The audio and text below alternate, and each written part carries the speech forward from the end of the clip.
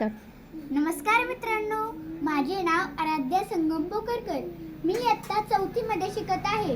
मी तुमच्या समोर एक मराठी गोष्ट सादर करणार आहे. माझ्या गोष्टीचे नाव आहे आईच्या प्रेमाची किंमत. एका गावात गोपाळ नावाचा एक मुलगा त्याच्या आईसोबत राहत होता. एके दिवशी त्याला शाळेत जमा खर्च व हिशोब कसा ठेवायचा हा धडा शिकवला गेला. त्या दिवशी तो काही विचार करतच घरी आला व रात्री झोपायच्या वेळेस त्याने एक कागद हातात घेतला व त्यावर काहीतरी लिहून त्याने तो कागद आपल्या आईच्या उशीवर ठेवला आणि तो स्वतः झोपून गेला. त्याची आई घरातली सर्व कामे उरकून आपल्या खोलीत आली तेव्हा तिला तो कागद दिसला. तिने तो कागद हातात घेतला व वाचू लागली. आईसाठी केलेल्या कामांचा हिशोब. 1. बाजारात जाऊन तेल आणण्याचा सेवा शुल्क ₹2. 2. आईला रात्रीच्या स्वयंपाकात मदत करण्याचा सेवा शुल्क ₹3. 3. आई काम करत असताना लहान बहीण चिंगीला सांभाळणे व तिच्यासोबत खेळण्याचं सेवा शुल्क ₹5. 4. रात्री झोपण्यापूर्वी बिछाना नीट करण्याचे सेवा शुल्क ₹4. एकूण बेरीज केल्यावर आईकडून यायचे सेवा शुल्क ₹14.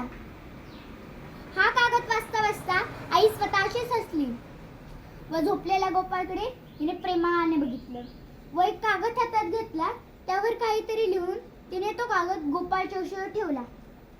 दुसऱ्या दिवशी जेव्हा गोपाळ उठला तेव्हा गोपाळला तो कागद दिसला. गोपाळने तो कागद हातात घेतला व वाचू लागला.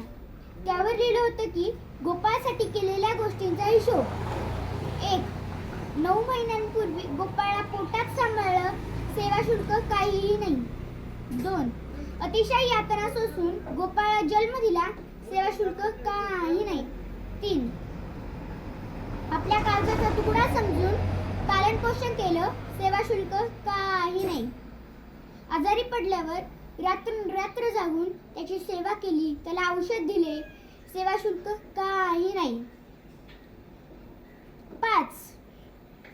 शिकून सवरून चांगला मुलगा बनण्यासाठी प्रयत्न केले, सेवा शुल्क काही नाही. एकूण बेरीज केल्यावर फक्त गोपाळचं प्रेम, बाकी काही नाही. हा कागद वाचता वाचता गोपाळच्या डोळ्यात अश्रू आले. गोपाळने आईसाठी लिहिलेला कागद फाडून टाकला व आईकडे जाऊन आईला घट्ट मिठी मारली. आईनेही गोपाळसाठी लिहिलेला कागद फाडून टाकला. गोपाळच्या मनातील भावना शब्दात व्यक्त करण्याची गरजच नव्हती. त्याचे केवळ अश्रूच पुरेसे होते त्याच्या मनातलं सांगायला.